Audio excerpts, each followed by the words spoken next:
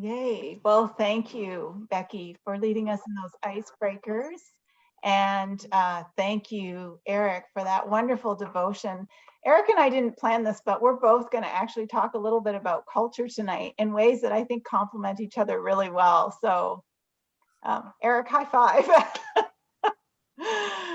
Oh, well, welcome. It's really good to be with all of you tonight and to come together around this very important work that we are all doing to keep our churches safe and free from abuse. And I was mindful when I was reading your responses in the poll about your gifts that they really do reflect that body image, right? Like everybody coming with different gifts to this work. And how wonderful is that? The CRC really, truly is so blessed to have all of you participating in this good work with your different gifts. And we need all of you at the table to be able to do this well. So just my heartfelt thanks. We want to do a lot of things tonight, and you can get a sense of that already. We wanted to introduce you to our staff team. We wanted to have an opportunity to get to know you better. I know there are Safe Church coordinators on this Zoom call. There are persons who are on a Safe Church team or Safe Church leaders in their church, or just advocates and friends of Safe Church. I know you're all coming from different places, but I know you all have a passion for this work, and we are just eager to enlarge the circle to recognize that it's going to take a community to do this work. So yeah, so we wanted to get to know all of you better, give you time to ask questions, give you time to connect with each other, because we recognize that the work that we do is hard, and so it's good to connect with each other for support and encouragement. So it's quite a full agenda, but I asked the staff team for a few moments in our agenda to just share with you what we're dreaming about at Safe Church as a staff team, what motivates us in our work, what we've been praying about, and what I suspect you all long for as well. And that is churches and church cultures that function in such a way as to resist abuse. And so that's kind of what I'm going to talk about tonight, and share with you a few of the resources that we're working on to do this in the denomination and to equip all of you in your work in the denomination as well. So on the surface, it seems that churches would naturally be safe places, right? They are, after all, places where people come to submit their lives to Christ, to repent of their sin, to receive forgiveness. They are places where we support each other in living out our sanctification and our new lives in Christ Jesus. But Rachel Den Hollander and others have more recently noted that far from being safer spaces, the church actually tends to be a place where it is easier to abuse others, where abusers, rather than the abused, tend to be the ones to feel safe. And the reasons for this are complicated, but a good part of it stems from something that is actually really good. And that is that we in the church want to believe that those who attend church, who sit with us in the pews, who sing on our worship teams, who lead our youth, who are on our staff teams, who are part of our councils and part of our communities, that they're good people who can be trusted. Because of this, we don't often suspect or safeguard our congregations against abuse, which makes our congregations vulnerable to abuse. So when trust runs high, and trust is a good thing, but when trust runs high and accountability and awareness and response to abuse runs low, churches create the perfect environment for abuse to happen. Now, what's striking about this to me is that the Christian Reformed Church is part of the Reformed tradition. And we actually have a really strong theology of sin that recognizes the inclination of the human heart toward evil and the ability of sin to twist and distort and harm that which God intended for good. And yet when we look around the church at our leaders and our volunteers and the members of our congregation, we tend to do so with rose-colored glasses, right? Failing to see that, in fact, those who are gathered in the church are not there because they're particularly good, but because they recognize their sinners in need of Jesus. Unfortunately, the failure to recognize sin in our own midst contributes to a culture that tends to ignore abuse, right? So one way of describing this is to say that the church has a culture problem, a culture that is naturally inclined toward allowing abuse to happen. And when it happens, to cover it up and sweep it under the rug and let it go unchecked. So how do we change the culture of our churches? How do you change any culture, right? How do you change the culture of our churches so that they become places that resist abuse rather than welcome it? How do we reduce the temptation for persons who hold positions of authority and power to misuse that position and power? How do we prevent abuse in our church communities so that the value of every person is protected and so that our proclamation of the gospel is not undermined? What structures and policies need to be put in place, and what new behaviors and practices need to be learned to make our churches safer? So this is what we think about as a staff team. I suspect it's what you think about in your work as well. And I'm glad tonight we're able to put our heads together and take some time to think about this together. How do we change the culture of the Christian Reformed Church and our local congregations so that they resist abuse?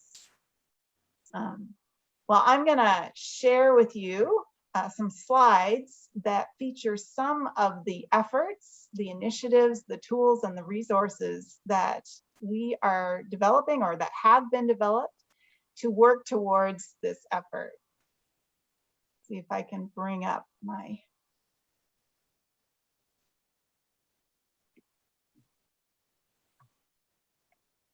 Okay, can everybody see that? Mm-hmm. Everybody can see that? Okay. Yes. Yay, perfect. Okay. So the first thing I wanted to mention is actually something that comes out of the committee to address the abuse of power in 2019, and then the ad hoc committee that also addressed abuse of power that reported to the Council of Delegates in lieu of synod this past year in 2021. They passed two recommendations that were approved. One is to produce a code of conduct for ministry leaders. And I've got that up on the screen. If you're not familiar with the code of conduct, you can find it on the Christian Reformed Church website under resources. And if you just go under Synod resources and scroll down, you'll see it's there in English, Korean, and Spanish.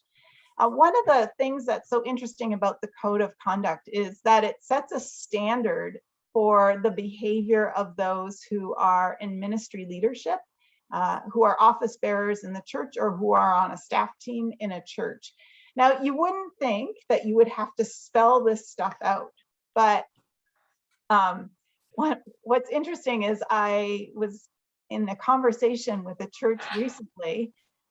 It was the chair of council, and the chair was kind of wondering about the behaviors of one of the staff. And I said, well, one of the things you could do is implement a code of conduct. And a light bulb kind of went on for this chair of council as he realized, well, he owns a business and all the people in his business sign a code of conduct. but we don't ask our ministry leaders to do that. Isn't that interesting, right? Because we assume that they know how to conduct themselves in ways that are appropriate and godly and ethical. But it can be really helpful to have a code of conduct that gets everybody on the same page, that identifies this is what we expect from our leaders. These are the kinds of behaviors that we expect. And it's a document that you could go back to again and again during annual evaluations and such, just to say, how are we doing on this? It becomes a point of conversation. So yeah, that's the code of conduct. We're still working as denominational staff to figure out how exactly that's going to get implemented at the denominational level. But one of the things that we're exploring is, just like we would have office bearers sign the covenant for office bearers, we would have office bearers sign the code of conduct for ministry leaders. So that's one resource that we hope will help change the culture in our churches. A second resource that, again, was mandated by the Addressing Abuse of Power Committee in 2019, or mandated by Synod, but recommended by that committee, was the abuse of power training for candidates for Minister of the Word. All candidates for Minister of the Word now have to take this abuse of power training. And what it does is it sort of creates an awareness, both about what abuse looks like. It's not just sexual abuse, but it can be emotional or spiritual abuse. And what that looks like, what kind of factors lead to abuse by ministry leaders, how to manage healthy boundaries and a balanced life, and then so how to recognize it, how to prevent it in yourself, and then what measures you can take to prevent abuse of power in your own community and in your own behaviors as a ministry leader. So it's a really good training that we're excited about, and we are hoping to come out with a version for both ministers and elders and deacons that they can take. It's an online training. This one for candidates for Minister of the Word takes about 4 hours. We're hoping to put something together for elders and deacons that would take about 2 hours. But again, it just sort of alerts everyone to this idea of abuse and abuse of power and what that looks like, and invites everyone to a posture of self-evaluation when it comes to thinking about abuse. All right. So those are resources that have been mandated by Synod, and now Safe Church is kind of overseeing the implementation of them. Another resource or initiative is one that Eric has already mentioned. It's this, it's almost a campaign, not quite, but we're getting there, around Safe Church, not just a policy, but a way of being church. And that brochure that you see on the screen is the insert for the bulletin insert, and you can order those at the denomination site for your church. On the back, it has a whole list of suggestions about how you as a church body can come together and become a church that works together to prevent abuse and to protect the dignity and value of each person.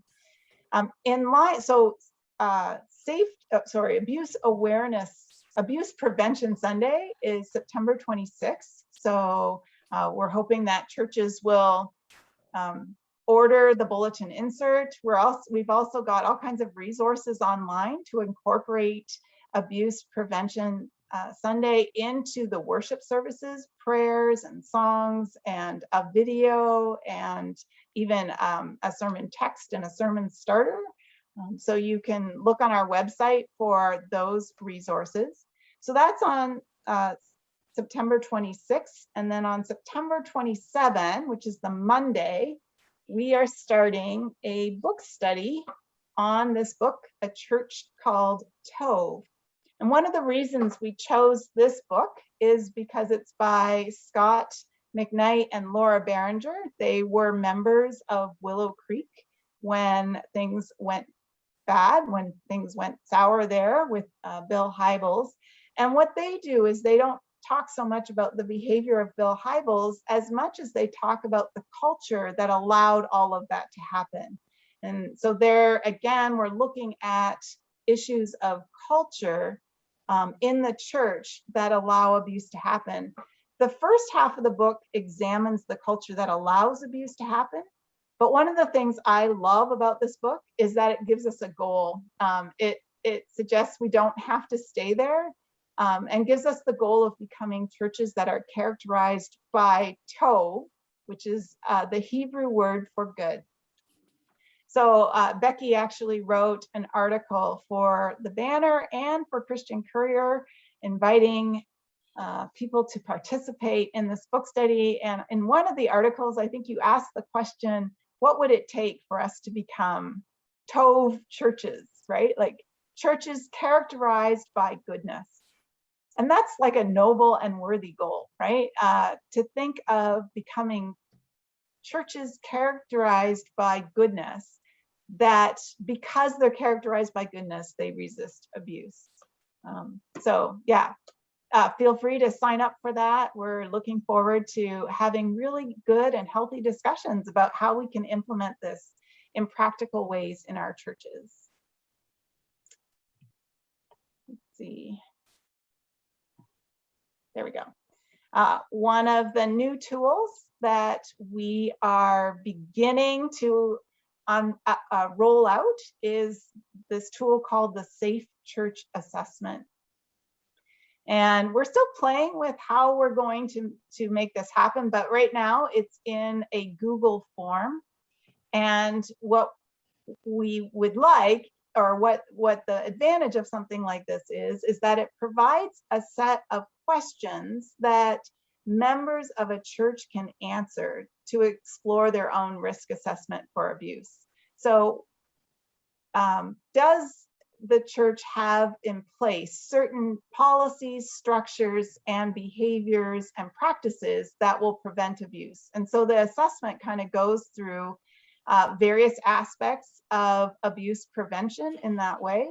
And what we're actually hoping is that our Safe Church coordinators will work with churches on going through this assessment, so that the church can go through the assessment, examine and explore where there may be areas of weakness, and the Safe Church coordinator can come alongside and make recommendations about how they might bolster their abuse prevention in the church. And so it really is, again, a conversation piece. It's a way for Safe Church coordinators to have conversations with churches about abuse prevention, awareness, and response. New initiatives. So part of, again, the addressing abuse of power recommendations from 2019 and from 2021 were an emphasis on restorative practices.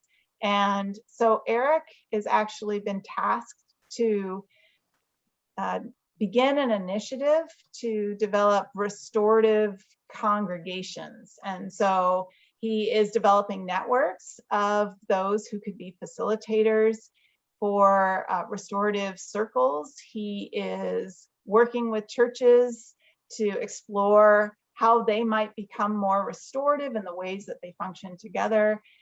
He's doing coaching and training and working with Shalem Ministries Mental Health in Ontario to make this available to churches in the Christian Reformed Church. And we're very excited about this new initiative and the work that Eric is doing in this area.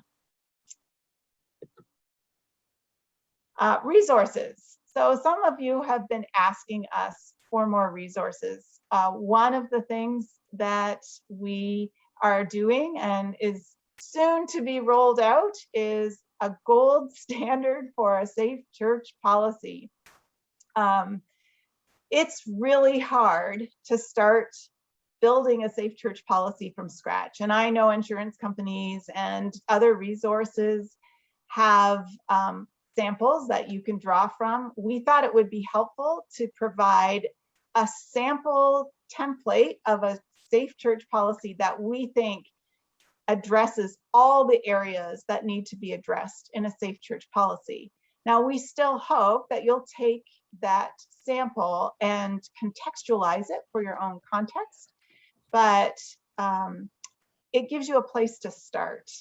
One of the things I have learned coming from the academic world is never be ashamed to beg, borrow, and steal.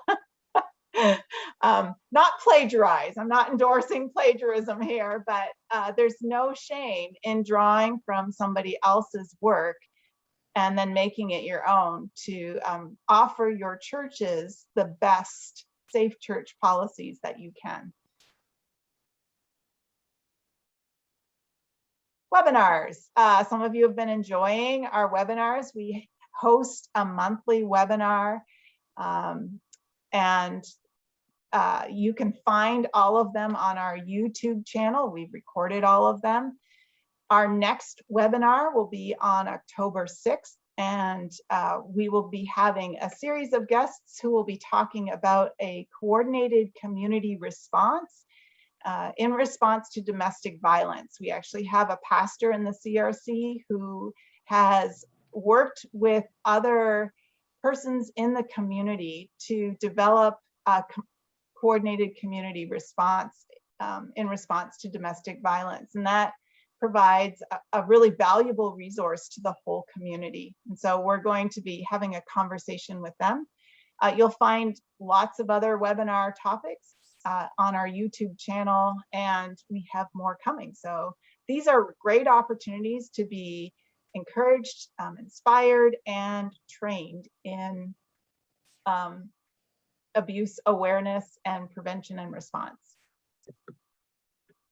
And finally, online training. So I've already mentioned the abuse of power training for candidates. We're hoping to develop a number of other trainings for those of you who are interested. So one of the ones that we're working on right now is to put the advisory panel process training online so that anyone from around the denomination can take it in the comfort of their own home. And we're hoping that instead of doing a Saturday of 6 hours, we would do 6 hours over the course of a number of weeks. And the advantage of doing it that way is it just gives you time to absorb the material, time to reflect on what you're learning, time to ask questions about what you're learning so you feel well prepared to participate in an advisory panel process should the need arise. So we're hoping to launch this fairly soon, sometime in September. And we already have classes that has indicated interest in doing this. One of the things we're hoping to do is have a lot of the material be taken online, but then potentially come in for the mock panel process so that we're all together face-to-face should COVID allow us to do this. So that we do have some face-to-face time, some in-person time so we can connect. But again, allowing people to take that training online just gives more time to absorb the material and learn it well. And we're hoping actually to have more trainings following this in an online format to make available to all of you, either to take or to encourage others in your classes to take. All right, I think that is it by way of safe church resources, initiatives, and tools that I have to offer right now. So I'm going to stop sharing my screen and open it up for questions.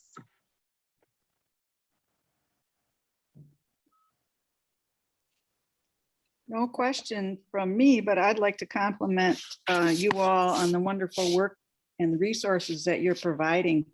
Becky shared them in the chat if you haven't noticed, and boy, they are fabulous. Thank you so much. Yeah, you're welcome.